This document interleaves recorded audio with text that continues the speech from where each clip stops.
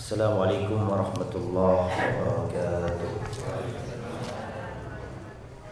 Innal hamdalillah nahmaduhu wa nasta'inuhu wa nastaghfiruh wa na'udzu billahi min syururi anfusina wa min sayyiati a'malina. Man yahdihillahu fala mudilla lahu wa man yudlil fala hadiya lah. Wa asyhadu an la ilaha illallah wahdahu la syarika lah wa asyhadu anna Muhammadan abduhu wa rasuluh la nabiyya wa la rasula ba'dah. Ya ayyuhalladzina amanu taqullaha haqqa tuqatih wa la tamutunna illa wa antum muslimun. Ya ayyuhan nasu taqu rabbakumul ladzi khalaqakum min nafsin wahidah wa khalaqa minha zawjaha wa batha minhuma rijalan katsiran wa nisaa'a wattaqullaha alladzi tasaaluna bihi wal arham innallaha kana 'alaikum raqiba. Ya ayyuhalladzina amanu taqullaha wa qulu qawlan sadida yuslih lakum a'malakum wa yaghfir lakum dhunubakum wa may yuti'illaha wa rasulahu faqad faza fawzan 'azima. Amma ba'd, fa inna asdaqal hadisi kitabullah wa khairal huda huda Muhammadin sallallahu alaihi wasallam wa syarral umuri muhdatsatuha wa kullu muhdatsatin bid'ah wa kullu bid'atin dhalalah wa kullu dhalalatin finnar wa ba'd. Bapak Ibu yang dirahmati oleh Allah Subhanahu wa taala, alhamdulillah pada pagi yang baik ini kita bisa bertemu dan kita memulai aktivitas kita pada pagi hari ini setelah sholat subuh dengan kegiatan yang bisa meningkatkan iman kita, yaitu mendengarkan hadis-hadis Rasulullah sallallahu alaihi wasallam. Rasulullah bersabda, ahlul hadis hum ahlun nabi wa in lam yashabu nafsahu anfasahu sahibu. Orang yang mempelajari hadis itu seperti keluarganya Nabi. Meskipun tidak bertemu dengan jasadnya Nabi, tetapi mereka berteman dengan setiap hembusan nafasnya Nabi, hadisnya Nabi, ucapannya Nabi. Suatu ketika Abu Hurairah radhiyallahu anhu melihat orang-orang disibukkan dengan jual beli, orang-orang sibuk di pasar, banyak yang lupa dengan agama. Maka Abu Hurairah mengingatkan penghuni pasar dan mengatakan, wahai ahli pasar, wahai orang-orang yang ada di pasar, kenapa kalian masih di sini? Padahal sekarang di masjid lagi dibagi-bagikan warisannya Rasulullah. Ketika orang ahli pasar dibilangi warisan, maka mereka ingin mendapatkan warisan itu. Semuanya pergi ke pasar. Sampai di pasar mereka kecewa, tidak menjumpai ada harta yang dibagi-bagikan, tidak ada antri mendapatkan warisan. Maka mereka kembali ke pasar atau menemui Abu Hurairah. Kemudian mereka mengatakan, wahai Abu Hurairah, kami tidak menjumpai apa yang kau katakan. Kami tidak menjumpai ada harta yang dibagi-bagikan di masjid. Maka Abu Hurairah mengatakan, lalu apa yang kalian jumpai di sana? Kami hanya menjumpai ada orang-orang yang belajar hadis, mempelajari hadis, ada yang membacakan hadis, ada yang mendengarkannya, durus, muhadharah, kajian di masjid. Gak ada harta yang dibagikan. Maka kata Abu Hurairah, itulah warisan Rasulullah. Rasulullah tidak mewariskan dirham, Rasulullah tidak mewariskan dinar, tetapi Rasulullah mewarisi ilmu. Jadi kita ini pagi-pagi sudah mendapatkan warisan Rasulullah sallallahu alaihi wasallam. Ini nikmat yang tidak diberikan oleh orang-orang yang tidak memahaminya. Maka alhamdulillah, mudah-mudahan dengan mempelajari hadis ini kita menjadi keluarganya Nabi. Ya, keluarganya Nabi adalah orang yang mewarisi ilmunya. Taib. Kita lanjutkan kajian kita, kajian kitab Arba'in Nawawi, dan kita telah sampai pada hadis al-khamis wa thalathun, hadis yang ke-35. An Abi Hurairah radhiyallahu anhu qala al-muallif al-imam Abu Zakaria Yahya bin Syaraf an-Nawawi, al-Imam an-Nawawi pengarang kitab ini berkata, dan kitab Arba'in Nawawi ini kitab yang disepakati seluruh madhab, tidak ada yang menolak hadis ini, tidak ada yang menolak kitab ini. Meskipun Imam Nawawi bermadhab Syafi'i, tapi semua memakainya. Seperti kitab beliau yang lain, beliau juga punya kitab lain, namanya kitab Riyadhus Shalihin. Barangkali ini termasuk karena keikhlasan beliau. Buku-bukunya Imam Nawawi itu bestseller semua. Kitab terlaris di muka bumi setelah Al-Quran. Riyadhus Shalihin, Arba'in Nawawi.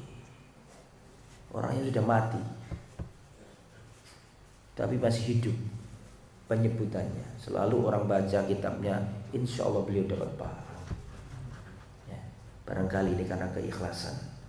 Kitab hadis banyak, tetapi yang Allah takdirkan membumi, Allah takdirkan semua manusia kenal, ya, kita Riyadhus Shalihin sama kita apa? Arba'in an-Nawawi. Baik. An Abi Hurairah radhiyallahu anhu, dari Abu Hurairah semoga Allah meridhai beliau. Qala Rasulullah sallallahu alaihi wasallam, Rasulullah bersabda, la tahasadu, janganlah kalian hasad, dengki. Wala tanajashu, janganlah kalian berbuat najash.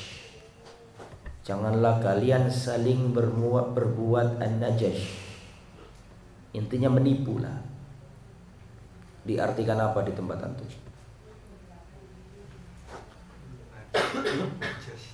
Najash juga, karena itu ada istilah. Nanti kita jelaskan. Wala tabaghadu, janganlah kalian saling membenci.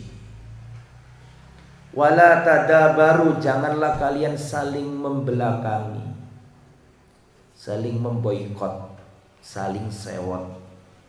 Wala yabi' ba'dukum ala bai'i ba'd, janganlah sebagian kalian menjual atas sebagian yang lain. Saudaramu jualan, lagi tawar-menawar sama orang, tiba-tiba kamu nyelonong, Pak jangan beli di situ, beli di saya saja, beli milik saya saja, jangan miliknya dia. Boleh apa enggak? Wa kunu ibadallahi ikhwana, jadilah hamba-hamba Allah yang bersaudara. Jadi yang disebutkan di atas tadi itu penyakitnya persaudaraan. Hasad, najish, tabaghud, tadabur, dan bai' ala bai'il ba'd yang disebutkan 1, 2, 3, 4, 5 di atas tadi, itu semuanya penyakitnya persaudaraan. Maka Allah tutup dengan wa kunu ibadallahi ikhwana, jadilah hamba-hamba Allah yang bersaudara. Al-muslim akhul muslim. Orang Islam itu saudaranya orang Islam. Bukan temannya orang Islam. Tapi apa? Saudaranya. Bukan muslim itu temannya muslim. Bukan begitu. Lebih dari itu. Al-muslim akhul muslim. Orang Islam itu saudaranya orang Islam lain. La yadlimuhu, tidak boleh mendoliminya. Wala yakhduluhu, tidak boleh. Yakhduluhu itu seperti ini. Seperti ini. Saya melihat saudara saya dimusuhi orang lain, didolimi orang lain, saya mampu menolongnya, tapi tidak saya tolong. Itu namanya yakhdul. Nggak tahu diterjemahkan apa. Menelantarkannya, bisa. Jadi saya punya saudara, dia membutuhkan pertolongan, dia membutuhkan bantuan, aku bisa membantunya, tapi aku biarkan. Itu namanya yakhdul. Membiarkan dia kena musibah, membiarkan dia dimusuhi orang, membiarkan dia, kan seperti itu.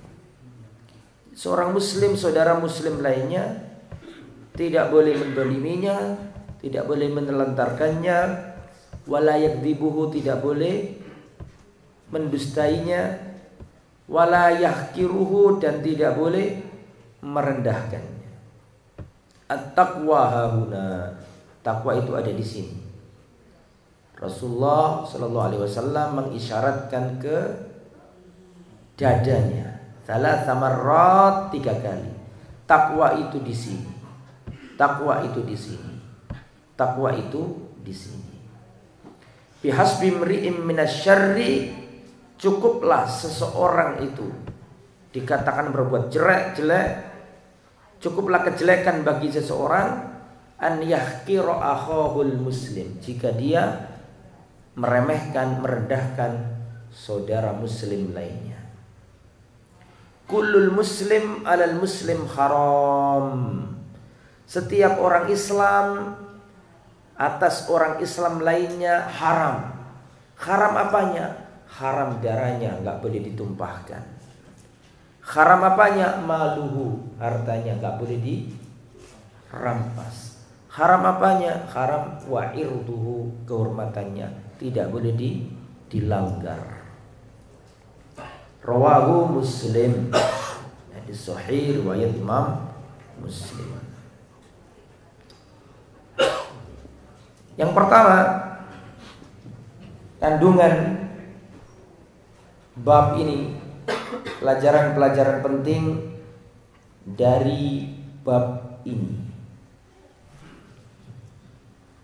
Yang pertama, anna hadzal hadisil azim yambahi lil insani an yasir alaihi fi muamalatihi ikhwanahu.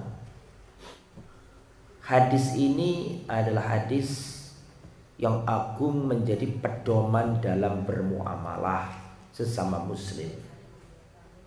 Ini pelajaran pertama.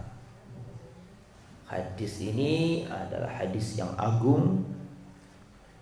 Seorang muslim harus menjadikannya patokan dalam bermuamalah dengan sesama muslim. Makanya hadis Arba'in Nawawi ini kan porosnya agama. Hadis itu sedikit apa banyak ibu-ibu? Banyak sekali. Tetapi dari hadis yang ribuan, puluhan ribu itu diperas sama Imam An-Nawawi, dipilih yang paling penting-penting saja, menjadi porosnya agama, menjadi 40-an hadis. Salah satu yang beliau peras itu ya ini, hadis ini. Ini intisari agama ini. Bagaimana dalam bermuamalah sama-sama muslim, peganglah hadis Abu Hurairah ini. Itu yang pertama. Pelajaran yang kedua, tahrimul hasad. Haramnya berbuat hasad. Apa hasad itu? Hasad adalah tamanni zawal nikmatillah alal ghair. Berharap hilangnya nikmat Allah pada diri seseorang. Itu hasad. Sawa'un kanatin ni'matu malan au jahan au ilman. Sama saja apakah itu berupa harta, kedudukan, atau bahkan ilmu. Jadi hasad ilmu itu ada. Ini menurut Al-Imam Al-Utsaimin. Ya. Al-Imam Al-Utsaimin mengatakan hasad adalah seseorang menginginkan hilangnya nikmat dari orang lain. Ya. Bisa jadi nikmat itu berupa harta, bisa jadi berupa kedudukan, bahkan ilmu. Kalau saya melihat ada orang yang berilmu luas, terus saya kok iri, kok bisa ya ilmunya banyak, saya pingin seperti dia, tapi tanpa berharap nikmat itu hilang darinya. Boleh apa enggak? Boleh, hibtoh namanya. Tetapi kalau saya melihat ada orang, atau antum melihat ada orang yang lebih berilmu, lebih diterima oleh masyarakat, lebih banyak jamaahnya, kemudian saya sakit hati dan saya berharap ilmunya hilang atau jamaahnya hilang, ini hasad tak boleh. Paham ya? Sama-sama ilmunya tapi hasadnya beda. Kalau sampai saya menginginkan kedudukan dia dan ingin agar nikmat itu hilang dari dirinya, dia ditinggalkan jamaahnya, kenapa kalau aku yang ngaji kok sedikit yang datang, kalau dia kok banyak, terus saya sakit hati, ini hasad. Dan hasad itu menimpa ahli ilmu. Hasad itu menimpa para ulama. Ya, tidak ada yang bisa lepas dari hasad, bahkan para ulama. Ya. Bahkan Imam Al-Jauzi mengatakan, Al-Jauzi, pemilik kitab Talbis Iblis, beliau mengatakan, ra'aitu tahassud bainal ulama. Aku melihat hasad di antara para ulama. Dan setelah aku teliti, sumbernya adalah hubbud dunya, mencintai dunia. Itu hasad menurut siapa tadi? Al-Imam Al-Utsaimin rahimahullah.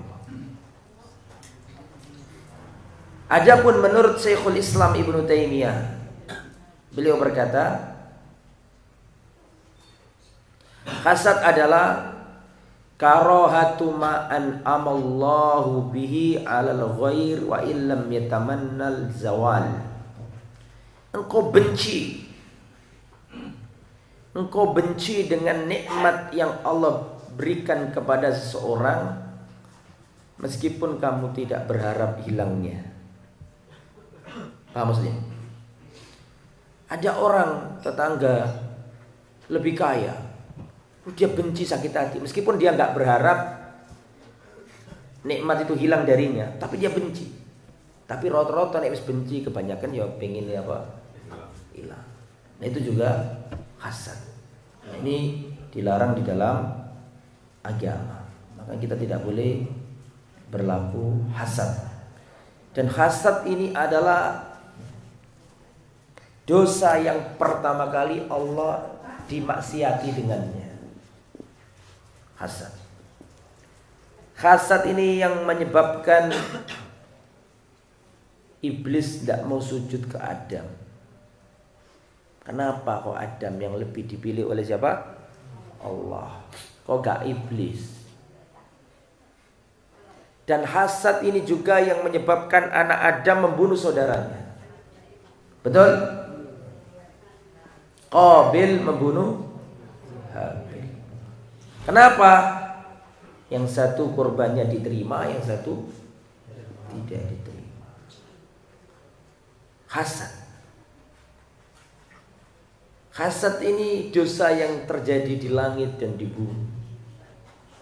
Hasad dan sombong, gandengannya itu kalau ada orang hasad itu sombong. Dan di antara bahaya hasad adalah orang terhalangi dari hidayah. Orang kalau hasad tidak dapat ilmu. Orang itu kalau hasad tertutup hatinya. Yang diomongkan orang yang dihasadi mesti salah di matanya. Ya, karena hati-hati dengan hasad, penyakit hati. Makanya yang disebut pertama kali oleh Rasulullah, wala tahasadu. Jangan hasad. Karena hasad itu penyakit yang paling mematikan. Makanya disebutkan dalam Al-Quran surat Al-Falaq, kita disuruh berlindung oleh Allah dari orang yang hasad. Qul a'udzu birabbil falaq min syarri ma khalaq wa min syarri ghasiqin idza waqab wa min syarri naffatsati fil 'uqad wa min syarri hasidin idza hasad. Rasulullah meletakkan hasad setelah kita disuruh berlindung dari wanita-wanita penyihir yang meniupkan apa? Setelah itu orang hasad. Kenapa kok hasad digandengkan dengan sihir? Karena kebanyakan sihir itu karena hasad. Betul? Betul apa enggak? Makanya digandengkan. Makanya hati-hati jangan sampai kita berbuat hasad. Kemudian yang kedua, nah hasad ini sebenarnya ada tingkatannya ya, disebutkan oleh para ulama. Ya. Ada hasad yang boleh. Ya, ini yang diistilahkan para ulama ghibtah. Kalau ghibtah boleh. Rasulullah Shallallahu Alaihi Wasallam bersabda, la hasada illa fisnatain. Tidak boleh hasad kecuali dalam dua hal. Dalam dua hal ini boleh hasad. Apa bu kok masih toh itu? Ibtoh. Tulisannya ghain ba to ta. Ghibtah. Saya nerangkan sudah agak jauh, ibu-ibu masih mikiri yang itu. La hasada illa fil itsnain. Tidak boleh ada hasad kecuali dalam dua hal. Yang pertama, rajulun atahullahu malan. Seorang yang diberi oleh Allah harta. Fahuwa yunfikuhu ana al-laili wa ana an-nahar. Terus dia menginfakkan hartanya di siang hari dan di malam hari. Terus sampai iri, itu boleh. Iri karena ingin seperti dia. Boleh. Itu iri yang berpahala. Ghibtah. Tapi bukan berarti pengen nikmat itu hilang dari enak sekali orang itu, ya Allah jadikan aku seperti dia, memiliki harta yang barokah untuk sedekah. Iri ingin seperti dia dalam beramal. Yang kedua yang boleh warajulun atahullahul Quran. Rajulun yang pertama rajulun atahullahu malan. Yang kedua warajulun atahullahul Quran. Seorang yang diberi oleh Allah pemahaman dalam Al-Quran, bacaan yang bagus dalam Al-Quran, wa yaqumu bihi. Terus dia berdiri di malam hari dengan Al-Quran, sholat tahajud membaca Al-Qurannya, bacaannya bagus. Kita iri, ingin seperti dia. Ini boleh. Ini namanya apa? Ghibtah. Boleh. Selain itu jangan. Bahaya. Orang yang paling menderita di muka bumi orang hasad. Yang dihasadi bisa tidur nyenyak, dirinya gak bisa tidur. Orang hasad itu seperti orang mencabut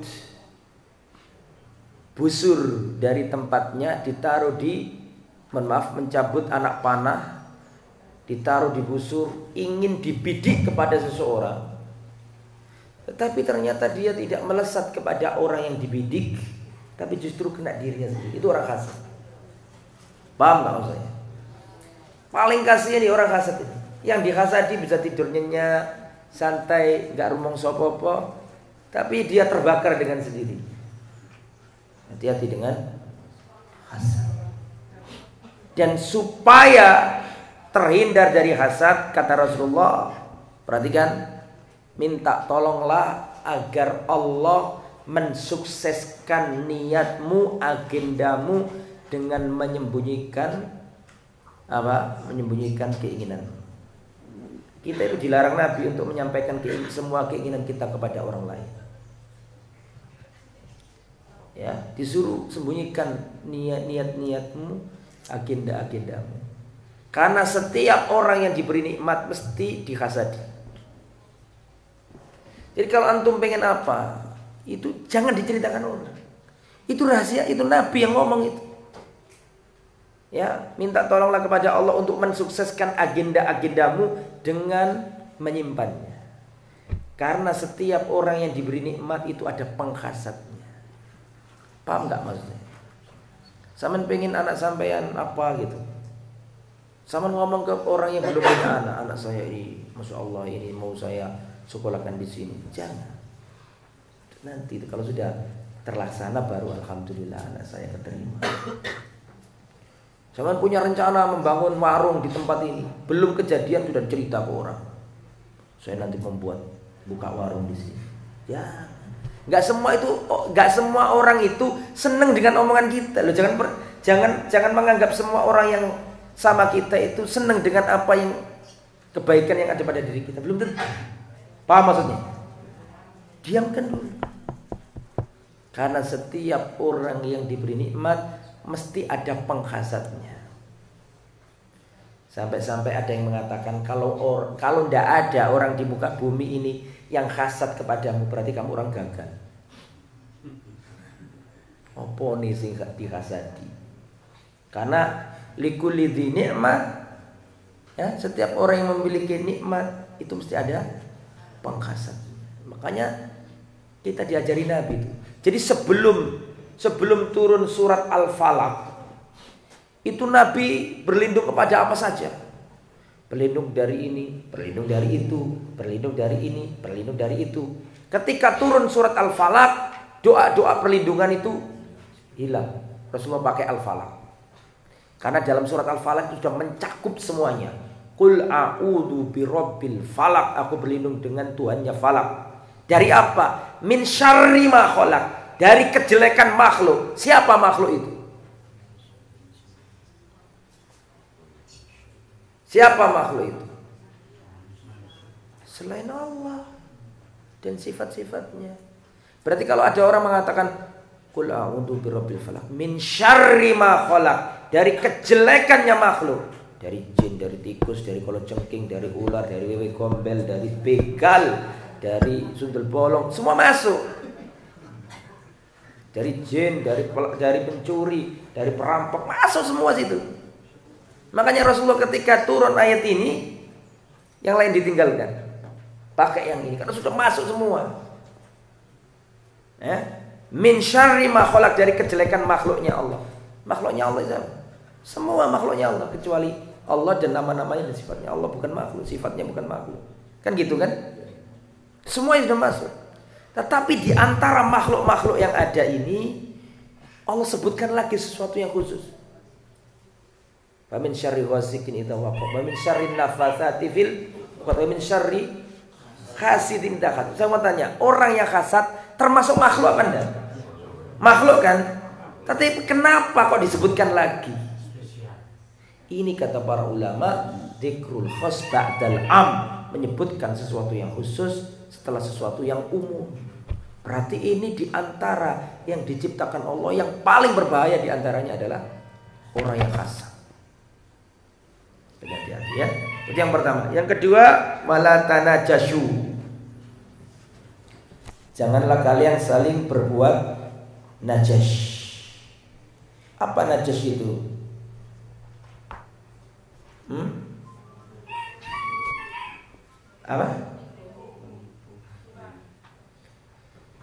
Apa tafsirannya an-najash di kitabnya antum?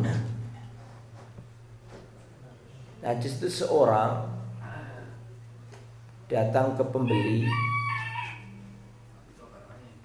Terus apa? Dia menaikkan harga. Harganya segini ya, disebutkan tinggi banyak. Supaya memberi manfaat kepada si penjual. Orang-orang yang mau membeli lainnya mau nawar tidak enak karena yang ini sudah nawarnya sudah apa? Tinggi. Ya intinya menipu, tapi maksudnya menipu yang bagaimana gitu. Jadi menaikkan apa? Seorang datang menaikkan harga bukan karena ingin barangnya, tapi karena ingin memberi manfaat kepada si penjual. Bisa dipahami ya? Itu namanya an-najis.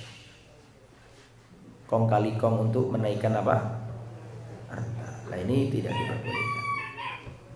Kemudian di sini disebutkan an yazida fi sil'ati man la yuridu syira'a.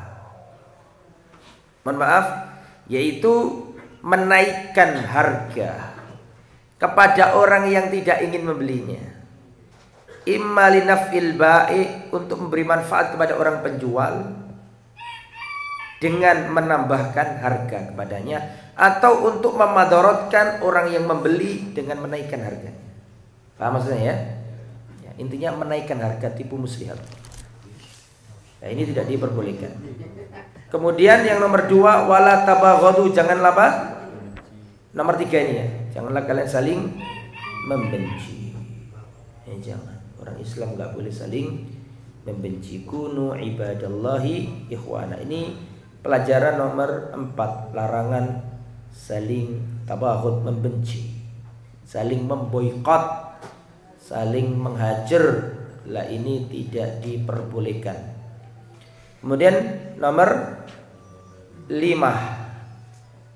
an-nahyu anit tadabur, larangan saling membelakangi. Saling membelakangi fisik mempengaruhi hati. Kita sholat kalau nggak lurus, nggak rapat saja bisa berimbas kemana? Ke hati.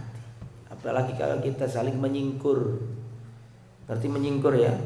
Saling membelakangi. Itu akan membuat hati kita semakin jauh. Dan para ulama menjelaskan, kalau kita punya teman baik, kok tiba-tiba kita berpisah dengan teman itu, maka itu karena dosa kita. Kata Rasulullah SAW, tidaklah 2 orang saling mencintai karena Allah, tidaklah 2 orang saling mencintai, kok tiba-tiba pisah.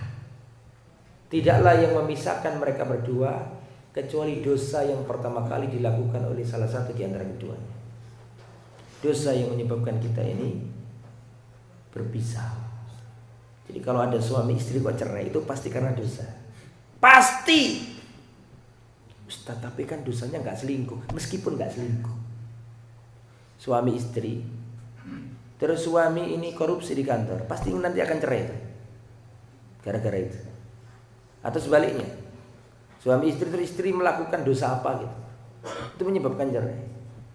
Jadi kalau kau punya orang yang kau cintai, tiba-tiba dia kok berubah kepadamu, itu karena dosamu. Para salaf dulu itu pernah melakukan dosa, tiba-tiba dia menjumpai dosa itu mempengaruhi akhlak istrinya dan hewan tunggangannya. Pernah dengar hadis itu? Ada seorang salaf berjalan, tiba-tiba kakinya kena duri. Kemudian salaf ini mengatakan, wallahi inni la'alamu annaki bidzanbin. Demi Allah, sungguhnya aku tahu tidaklah engkau wahai duri menusukku kecuali karena dosa yang aku lakukan. Wa ma dzalamani rabbi, karena Tuhanku tidak mungkin mendolimi aku. Semua musibah ini bermula dari dosa. Hati-hati ya. Terus pelajaran nomor 6, tahrim bai'ir rajul ala bai'i akhihi, larangan menjual apa yang sudah dijual oleh saudaranya. Tidak boleh meminang wanita yang sudah dipinang oleh saudaranya. Makanya mas-mas yang belum nikah, kalau mau nikah pastikan itu akhwat belum dilamar orang. Jangan kalau dilamar orang diterasak saja, tidak boleh. Janganlah kalian melamar wanita yang sudah dilamar saudaramu. Itu menyakitkan hati. Kecuali kalau yang pertama sudah nggak jadi, ya baru boleh. Termasuk jual beli. Sampai lihat saudara sampai lagi transaksi, maksudnya lagi menawarkan barangnya, tafadhol silakan beli. Orang ini masih ragu-ragu.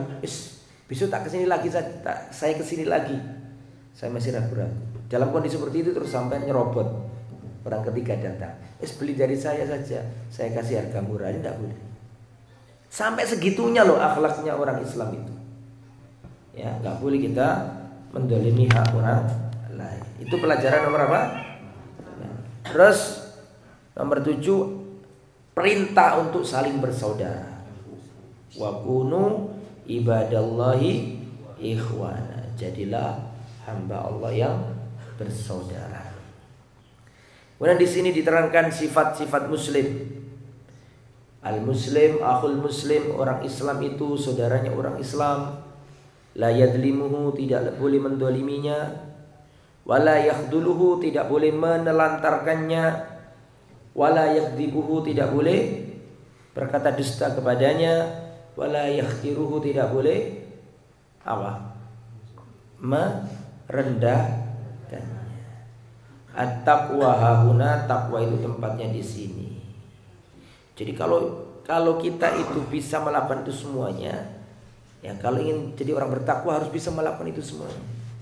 Takwa itu ada di sini. Rasulullah menyebutkan 3 kali ke arah dadanya. Takwa itu di sini, takwa itu di sini, takwa itu di sini. Di sini tempatnya jantung apa tempatnya hati?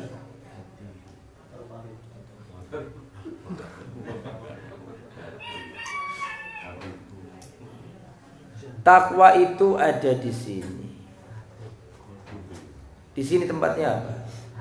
Hati itu liver, Pak. Liver itu di sini.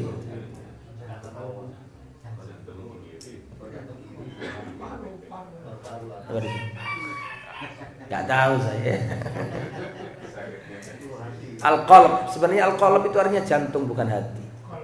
Sudah salah paham orang Indonesia dari dahulu kala. Al-qalb, qalb itu yang berdetak.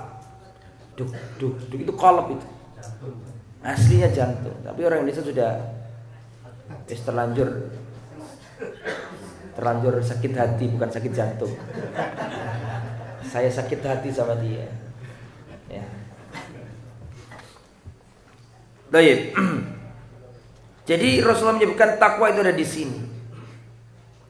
Ya, makanya kan inna akramakum indallahi atqakum. Yang paling tinggi kedudukannya di sisi Allah yang paling bertakwa, yang paling baik hatinya. Maka innallaha la yanzuru ila suwarikum wala asamikum walakin yanzuru ila qulubikum. Allah tidak melihat wajah kalian, tidak melihat harta kalian, tapi Allah melihat hati. Karena hati ini tempatnya takwa. Dan takwa itu adalah puncak kedudukan hamba di sisi Allah. Iman sama takwa masih tinggi takwa. Mana dalilnya bahwa takwa lebih tinggi daripada iman? Siapa yang bisa menyebutkan dalil bahwa takwa itu lebih tinggi dari iman? Inna apa? Ya ayyuhalladzina amanut taqullah. Wahai orang-orang yang beriman, bertakwalah. Orang yang beriman saja masih disuruh bertakwa. Ya ayyuhalladzina amanu kutiba alaikumusiyam kama kutiba alal ladzina min qablikum la'allakum tattaqun. Hai orang yang beriman, berpuasalah supaya kalian menjadi orang yang bertakwa. Jadi tinggi mana iman sama takwa? Tinggi mana iman sama Islam? Tinggi iman mau dipikir. Islam, iman, ihsan. Lah ihsan itu takwa. Ihsan itu takwa, merasa dilihat Allah, merasa dipantau oleh Allah Subhanahu wa taala. Dan takwa ini banyak definisinya. Takwa menurut Ali bin Abi Thalib adalah tidak dikatakan takwa kecuali memiliki 3 hal. Menurut Ali bin Abi Thalib, at-taqwa adalah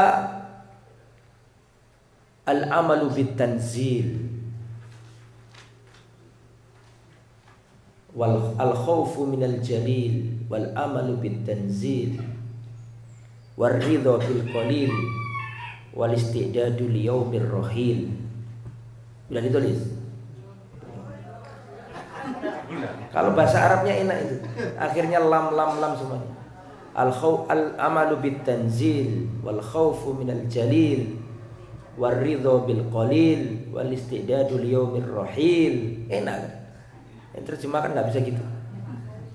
Takwa adalah al-khauf minal jalil, takut kepada Allah. Takut kepada Allah. Mau melakukan maksiat, takut kepada Allah. Mau berbuat dosa, takut sama Allah. Itu yang pertama.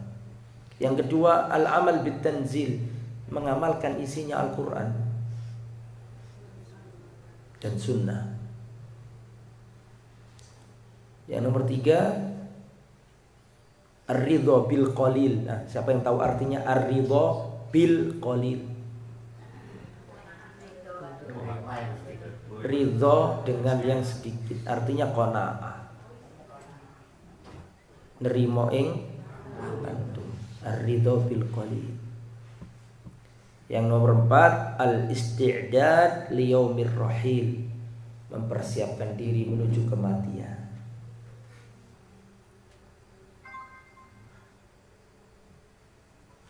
Di antara definisi takwa yang lain adalah imtithalu awamirillah wajtinabu nawahi, menjalankan perintah Allah dan menjauhi larangan.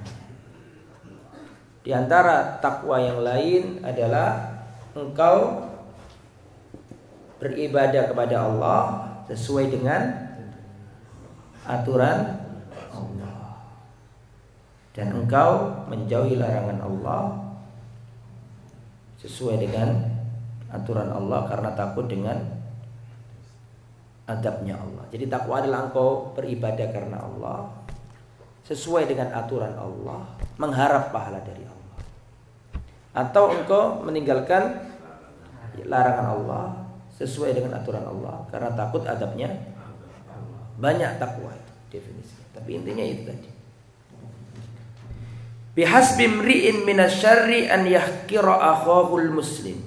Cukuplah dosa, kejelekan bagi seseorang tatkala dirinya menjelekkan saudara muslim lainnya. Bagaimana menasihati saudara muslim? Jadi kalau kita melihat saudara muslim kita yang salah, yang pertama yang harus kita lakukan adalah memastikan itu dia yang salah. Jangan-jangan saya yang salah paham sama dia. Pastikan dulu memang dia itu salah sebelum kamu menasihatinya. Jangan-jangan kita yang salah paham. Pastikan saudaramu memang salah, bukan kamu yang salah paham. Satu. Yang kedua, kalaupun memang saudaramu itu yang salah, maka nasihatilah dia. Karena menasihati di depan khalayak itu bukan nasihat, ya. Kemudian memberikan udzur kepada saudara muslim, ya. Apabila saudara muslim melakukan kesalahan, diberi udzur, karena perkataan orang itu bisa ditafsiri dengan perkataan lainnya. Biasanya orang ini kalau ngomong ternyata kok ngomongnya kok setengah B. Oh, mungkin maksudnya itu A ini. Paham nggak maksud saya? Karena kalau misalnya para ulama itu perkataannya itu sebagiannya akan menafsiri sebagian yang lain. Ulama ini kalau ngomong selalu dalam masalah ini selalu dalam masalah ini tiba-tiba dalam satu kasus, loh kok kayak B. Paham nggak maksudnya? Ada sesuatu yang pasti ada sesuatu yang remang. Paham nggak maksud saya? Bagaimana kita para murid melihat para penuntut ilmu melihat perkataan ulama? Saya ulangi ya. Syekhul Islam Ibnu Taimiyah dalam satu perkara mengatakan tiba-tiba ada suatu kasus dalam perkara yang sama, kelihatan beliau kok condong ke B. Paham nggak maksud saya? Ada sesuatu yang pasti dengan ada sesuatu yang masih ragu. Yang mana yang diambil? Yang ini diremang akan dibawa ke yang pasti. Lah itu tuh akhlak kita dalam menerjemahkan perkataan para ulama. Kalau kita membaca bab takfir misalnya, mengkafirkan. Kalau kita membaca kitab-kitab dari ulama Saudi, seakan-akan ulama Saudi itu gampang mengkafirkan. Paham nggak maksud saya? Tapi kita harus bawa perkataan ini kepada perkataan yang lain. Bisa dipahami saya? Mau maksudnya ini takfir am. Jadi tidak seperti yang kita pahami. Itu melihat ucapannya ulama tidak dalam satu ini saja, tapi dilihat seperti kebiasaannya. Kemudian kulul muslim alal muslim haram. Setiap muslim itu haram atas muslim lainnya, haram hartanya, haram darahnya, haram hartanya, haram kehormatan. 3 itu nggak boleh dilanggar. Darah seorang muslim nggak boleh dilanggar kalau dibunuh, hartanya nggak boleh dirampas, dan kehormatannya nggak boleh dirampas. Ya, barang siapa melukai satu di antara 3 hal ini, dia berdosa menzalimi hak seorang muslim. Sudah selesai. Rawahu al-Imam Muslim. 45 menit, silakan. Tinggal beberapa menit, ada pertanyaan. Tafadhol. Nah, silakan kalau ada pertanyaan. Tidak ada pertanyaan? Alhamdulillah. Bismillah.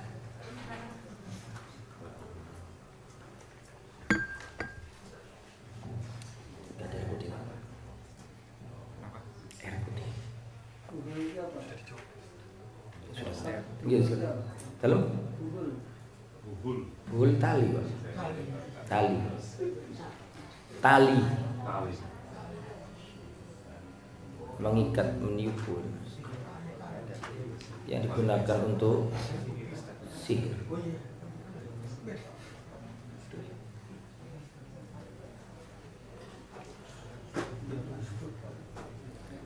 Silakan kalau ada pertanyaan.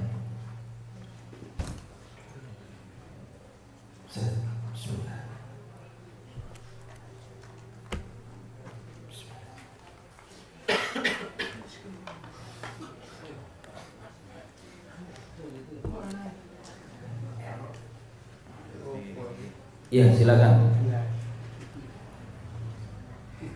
Ayo, Pak.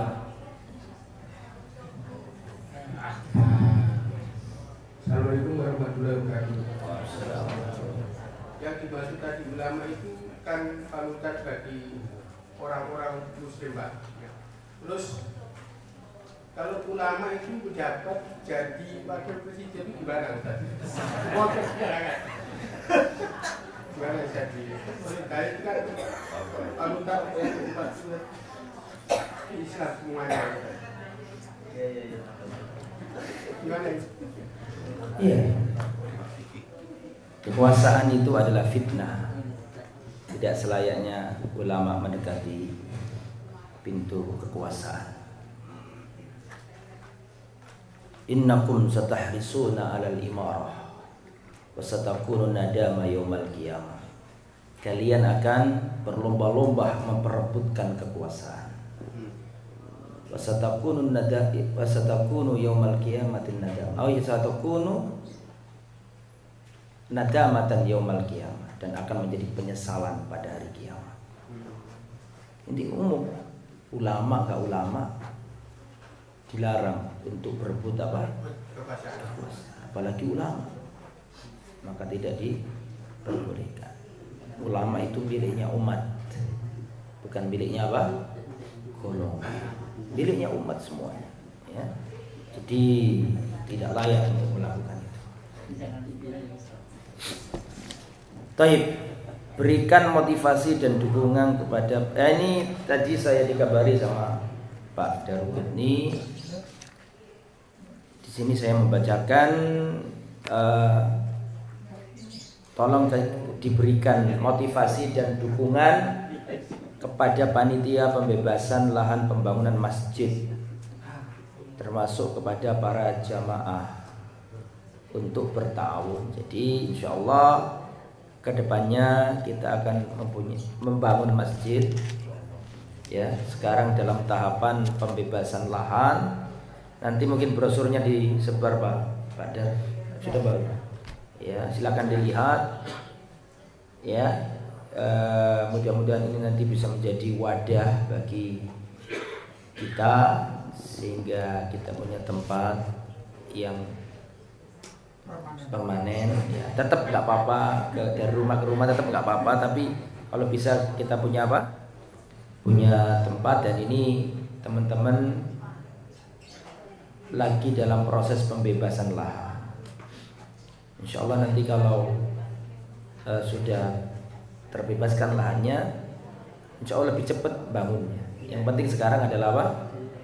Pembebasan lahan tersebut. Dan mohon, ini milik kita semuanya, milik panjenengan semuanya. Jangan sampai ada yang ketinggalan dalam kafilah kebaikan ini, ya. Silakan Anda berdonasi, ya. Wallahu a'lam bishawab. Silakan nanti lebih tepatnya dilihat di iklan yang atau selebaran yang sudah dibagikan, ya, pembebasan lahan untuk Masjid Pondok Nirwana Rungkut Surabaya hanya dengan Rp 250.000 untuk 10.000 muhsinin.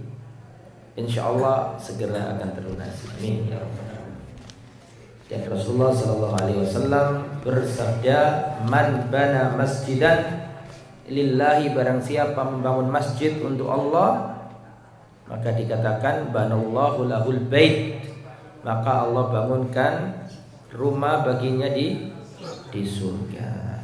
Maka sebagaimana kita sibuk membangun membangun rumah di dunia, hendaknya kita juga memikirkan rumah untuk di akhirat kita. Semoga bermanfaat. Ada pertanyaan sebelum saya tutup? Sudah tidak ada. Alhamdulillah, jemaah semakin pinter, makanya nggak ada yang bertanya. Semoga bermanfaat. Subhanakallahumma bihamdika, asyhadu an la ilaha illa anta, astaghfiruka wa atubu ilaik. Assalamualaikum warahmatullahi wabarakatuh.